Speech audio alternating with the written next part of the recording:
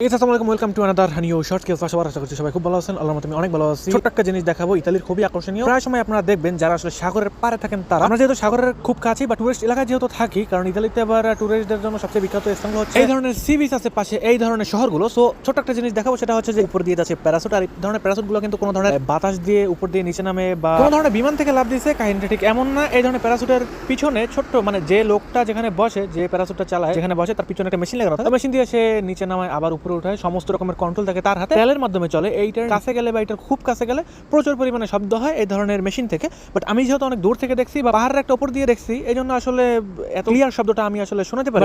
এখন এই সিজনে একটু কম দেখা যায়, গরমের সিজনে বেশি দেখা যায়। ঘুরতে ফিরতে ভালোই লাগে। আর দেখেন আমি কোন স্থান থেকে তারপরে আসলে ভিডিওটা করতেছি। আর এটা কিন্তু আরেকটা শহর, যে শহরের উপরে আমরা থাকি, উপর থেকে সমস্ত কিছু নিচে দেখা যায়।